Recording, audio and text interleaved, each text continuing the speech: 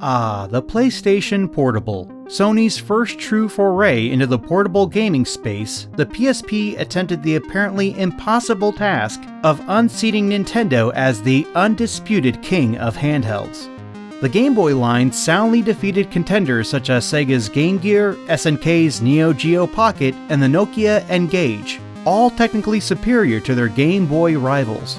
Despite this line of failures strewn in Nintendo's wake, Sony repeated their strategies with the PlayStation Portable. When compared to the graphical and auditory levels of the Nintendo DS, it was like comparing the PS2 to the PS1. Oh yeah, it's PSP time!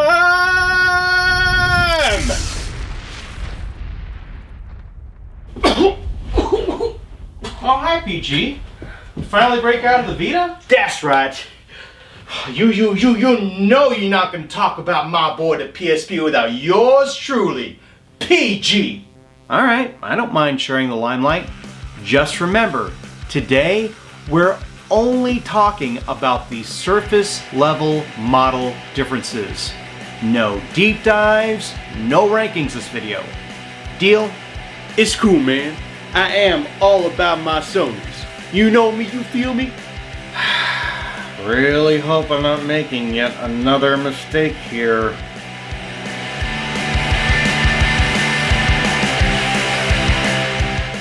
Even though it failed to top the Nintendo DS in the sales charts, Sony's PSP was a fantastic first attempt at finally giving Nintendo's handhelds a run for their money. When it comes to handhelds, the PSP has outsold all other video game systems not made by Nintendo, and has even managed to stay ahead of the 3DS, sitting pretty at 80 million units sold.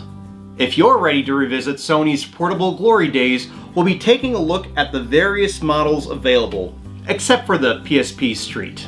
Because it sucks, right? Well, aside from that, it was only made available in the PAL regions, otherwise known as Europe. And it hates America. And Japan, man! Releasing first in Japan in 2004, then the rest of the world in 2005, the PSP is technically the successor to the Pocket Station, the PS1 accessory that doubled as a memory card and mini-game player. It was only ever released in Japan and shares more in common with the Sega Dreamcast VMU than an actual handheld gaming system. That being the case, I consider the PSP as Sony's first handheld. The PSP debuted with the 1000 series model, more casually known as the PSP Fat. It features a landscape orientation with a widescreen 4.3-inch LCD display at 480 by 272 resolution with a 30 by 17 aspect ratio, and stereo speakers are aligned along the bottom half. The controls ripped straight from a PlayStation controller include the standard D-pad, face buttons, start and select, and one set of L and R shoulder buttons instead of two.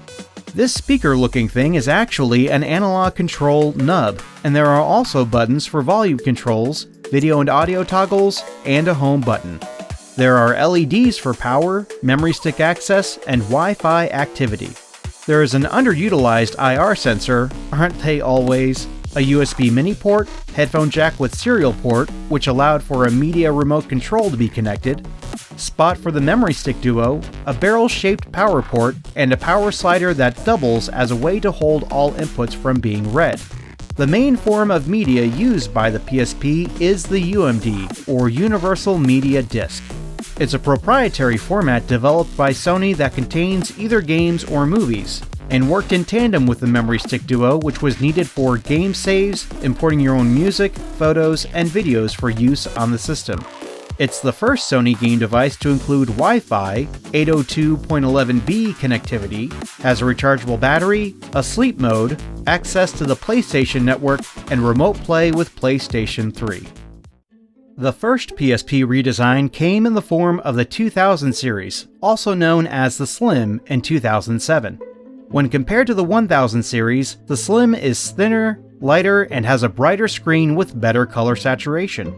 The memory has been doubled from 32 MB to 64, which the system employs to decrease UMD load times and improve the web browser performance. The USB port now has an option to charge the battery when connected to a computer, The D-pad has been raised for better control, the IR sensor has been removed, both speakers and the memory stick port have been moved higher up, the UMD drive now opens without the aid of a slider, the wireless switch has been moved from the side to the top, and the serial port now allows for video out via either composite or component. Gameplay only works via component though. And older remote controls no longer work. It just struck me. Why PlayStation system's called fat or slim? Maybe there's weird body image issues going on with my main man Jim. If he needs to lose or gain weight, he needs to talk to Christian Bale. He can gain and lose weight faster than Jennifer. Focus now, focus! We're halfway done with the video. Don't lose sight now! That's a real hot beat, man. One of my bests. But fine. I'll do it. For the PSP. Keep those PSPs coming. The third iteration, 3000 series, or Brite, released in October of 2008. Aesthetically, there's not an immediate difference from the slim model, but looks are certainly deceiving in this case. The screen has seen several improvements. It's now even brighter, the color range has been increased with a better contrast ratio, the pixel response time is now faster, there's a new sub-pixel structure and an anti-glare coating. The home button is now the PlayStation button to bring it more in line with the DualShock 3.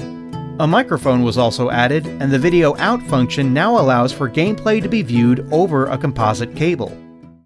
Which brings us to our last PSP model to cover, the PSP Go. Released in 2009, this is by far the most unique PSP model around. It is a purely digital system. No UMDs or any other form of physical media can be used. It comes with 16 GB internally, which can be further bolstered with a memory stick micro instead of a duo.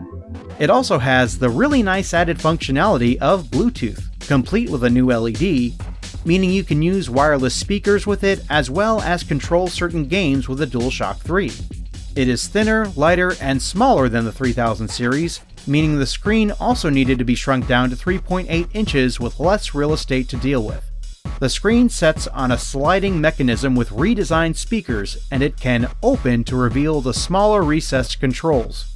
The shoulder buttons are slimmer and the serial port is gone. There's a new proprietary port that needs its own new power cable which can double as the USB connection, and it's necessary since the USB port is gone, and a new video out cable is needed for the Go to play on a TV. The PlayStation button has been redesigned and relocated, and the suite of volume controls and audio-video toggles have all been moved to the very top. All the LEDs have been enlarged. The battery is now no longer removable, and older PSP accessories like the camera are incompatible with the PSP Go. That does it for part 1 of the PlayStation Portable Hardware Retrospective. The PSP was such a trailblazer that gave Nintendo a far better fight than any other challenger had done before in the handheld market. I think PSP ought to stand for Positively, Simply, Perfect. It's one of my favorite systems of all time with a banging game library and multimedia applications. Peak Sony at their finest. And best. This is Steven. And PG. With level 1 sword, and you should positively, simply, stay sharp out there. Thinks he can leave me in here, does he?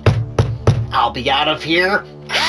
And when I do, I'll make sure that lousy excuse for a gamer gets what's coming to him. Just you wait.